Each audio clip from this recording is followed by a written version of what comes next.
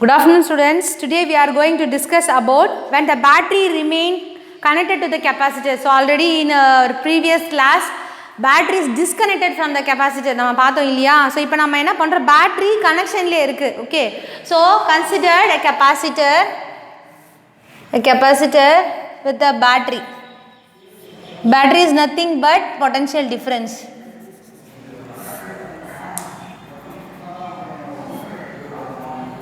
Okay, so capacitor நம்ம என்ன பண்றோம், battery கூட connect பண்றோம். Okay, so it charges increases, its capacitance also increases. Okay, so place on insulator. So insulator நம்ம place பண்றச்ச என்ன பண்ணும், as well as capacitance increases, electric field also increases. Okay, so because நம்ம என்ன பண்றோம், voltage வந்து increase பண்ணிட்டே இருக்கும் in this topicல. Okay, so இப்போ நம்ம என்ன பண்ண போறோம் அப்படினா, what is the quantity of charge Q oda value measure பண்ண போறோம். So epsilon R is a relative permeability of insulating material which is equal to Q divided by Q naught. Okay, Q means quantity of charge. Okay, voltage connected la irukka solla Q naught endradhu initial charge of a material. So appo enna namakku kedikum, Q which is equal to epsilon R into Q naught. Q which is equal to epsilon R into Q naught kedikum. So our formula according to capacitance formula, what is capacitance? Capacitance formula C which is equal to Q by V. Okay, our previous formula C naught which is equal to Q naught by V naught நம்ம பார்த்திருக்கோம் இல்லையா? So இது final என்றதால C which is equal to Q தான், because charges change ஆகுது from Q naught to Q. So charges change ஆகுது divided by V naught வந்து constant ரா. V naught ஏன் is constant அப்படின்னு சொல்லு, because நம்ம battery இங்க disconnect பண்ணல. V naught means நம்மளோட initial voltage. So C which is equal to Q divided by V naught. V naught வந்து அப்படியே தான் இருக்கும். So அது வந்து கண்டிப்பா change ஆகாது. So here substitute Q value. What is the value of Q? Q which is equal to epsilon R into Q naught by V naught. But we know that very well, Q naught by V naught which is equal to C naught. So C which is equal to epsilon R into C naught. Can you understand what I am saying? என்ன சொல்றேன்னு உங்களுக்கு புரியுதா? So but we know very well C which is equal to epsilon A divided by D. This is the formula. C which is C naught which is equal to epsilon naught A divided by D. நான் already சொல்லியிருக்கேன், distance வந்து change ஆகாது, only அதனோட medium of permittivity தான் change ஆகும். This is final initial. Without insulator, with insulator is nothing but same as epsilon R போடாம epsilon போட்டீங்க, because epsilon naught into epsilon R which is equal to epsilon. So அப்ப epsilon naught ஓட value 1 ன்னு consider பண்ணிக்கோங்க, epsilon R which is equal to epsilon. So in the place of epsilon R நம்ம we use epsilon. So அப்ப C ஓட value நம்ம calculate பண்ணியாச்சு. நம்மளோட initial energy என்னவா இருந்திருக்கும், U which is equal to half C naught V naught square. Okay, this is initial energy stored in the capacitor. U which is equal to half CV square. In the formula already நம்ம பார்த்திருக்கோம் இல்லையா?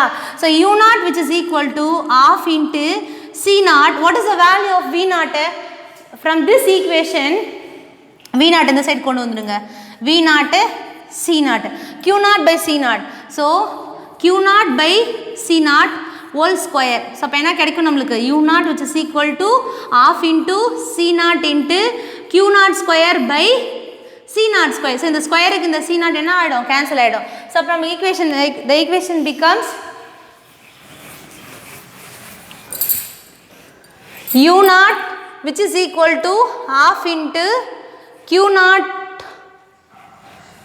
naught square by C naught. Okay, this is the initial energy before introducing an insulating material. So இப்போ நம்ம என்ன பண்ணணும்னா final energy calculate பண்ணோம்.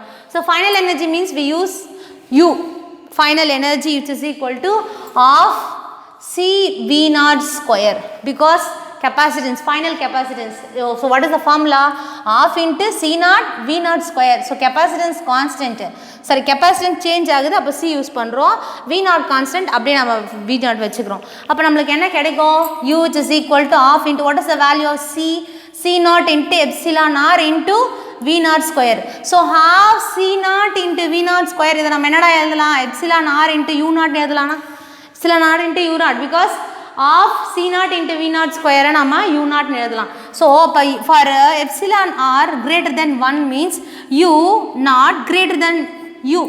Okay, so minimum for initial energy, final energy oda eppadi irukum, maximum ah irukum. Next they are giving energy density formula U which is equal to half epsilon E0 square. Already இதை நம்ம derive பண்ணியிருக்கோம் இது energy density formula previous classல பார்த்தீங்கன்னா உங்களுக்கு புரியும். And next the capacitor even நம்மளோட keyboardல computer operating systemல நம்ம use பண்ணுறோம்னு கொடுத்துருக்காங்க வேற ஒன்றும் இல்லை. Next capacitors connected in series and parallel, very important 5 mark. So இப்போ நம்ம பார்த்த capacitors connected without battery, okay with battery, so ரெண்டு 5 mark பார்த்துருக்கோம். இது ரொம்ப very important 5 marks. அதுக்கப்புறமா வர capacitors connected in series parallel, இதுவும் ஒரு very important 5 marks. Okay, so first capacitors in series. So capacitors சீரீஸ்ல கனெக்ட் பண்ணால் என்ன நடக்கும்? Very simple டா.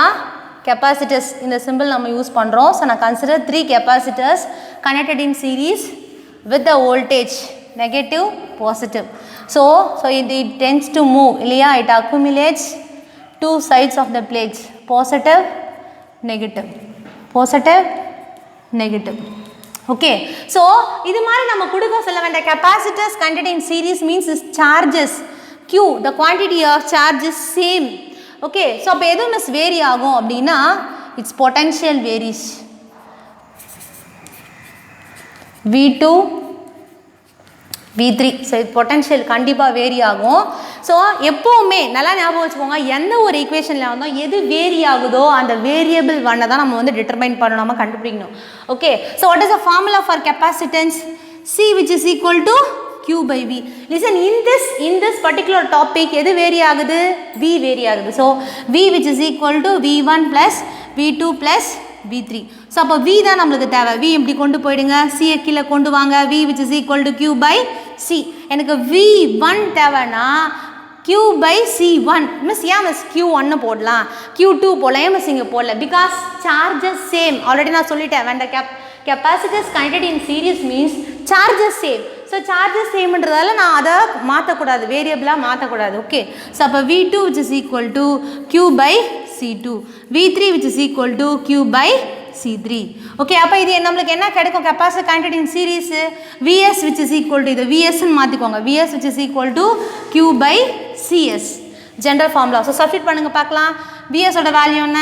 Q by Cs which is equal to Q by C1 plus Q by C2 plus Q by C3. So எல்லாத்துலேயும் Q பொதுவாக இருக்கா? வெளில எடுத்துடலாமா? 1 by Cs which is equal to Q into 1 by C1 plus 1 by C2 plus 1 by C3. Okay, so Q cancel பண்ணுங்க. So என்ன நம்மளுக்கு கிடைச்சது? So when the capacitors connected in series, its individual, the sum of reciprocal of its individual capacitance, ஒன்னொன்னத்தோட reciprocal value எடுத்துட்டு நம்ம என்ன பண்ணோம்? Add பண்ணால் நம்மளுக்கு total capacitance நம்மளுக்கு கிடைக்கும். அந்த capacitors connected in series கான வேல்யூ நம்மளுக்கு கிடைக்கும். Okay, and next capacitors connected in parallel.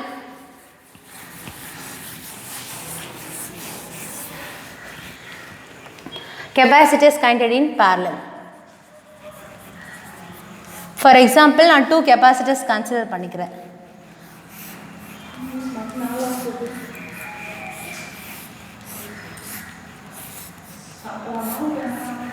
Capacitors connected in parallel means its potential same. So அப்போ எது மிஸ் மாறும்? Q1, Q2, Q3. ஓகே, நான் டயக்ராம் வந்து ரஃபாக வரைஞ்சிருக்கேன், நீங்கள் உங்களோட புக்கை வந்து கன்சிடர் பண்ணிக்கோங்க. ஓகே, ஸோ எது சேஞ்ச் ஆகுதோ, எப்போவுமே எது சேஞ்ச் ஆகுதோ அதான் நம்ம என்ன பண்ணணும்? கண்டுபிடிக்கணும், டிட்டர்மைன் பண்ணணும். ஸோ நல்லா ஞாபகம் வச்சுக்கோங்க, நம்மளோட ஃபார்முலா ஒன்று தான். C which is equal to Q by V. This is the formula for capacitance. எது இங்கே variable? QP. P means capacitors connected in parallel. QP which is equal to Q1 plus Q2 plus Q3 because parallel means charge change ஆகும். So change ஆகாத மாதிரி தான் நம்ம add பண்ணணும். So அப்போ என்னடா நம்மளுக்கு ஃபார்முலா கிடைக்கும்? Q தேவைன்னா CVன்னு கிடைச்சிருமா? அப்போ QP which is equal to CP into V because potential same. Vக்கு V1 நம்ம போடக்கூடாது. அப்போ என்ன கிடைக்கும்? Q1 which is equal to C1V, Q2 which is equal to C2V, Q3 which is equal to C3V. Okay, so add பண்ணலாமா? என்ன கிடைக்கும் நம்மளுக்கு? QP which is equal to Q1 plus Q2 plus Q3. So QP means CPV, which is equal to C1V plus C2V plus C3V. Okay. So எல்லாத்தையும் என்ன பண்ணலாம்? V பொதுவா இருக்க வெளில எடுத்துலாமா? V which is equal to C1 plus C2 plus C3. So V க்கு V cancel பண்ணலாமா? CP which is equal to C1 plus C2 plus C3. Okay. This is the final answer for capacitor connected in parallel.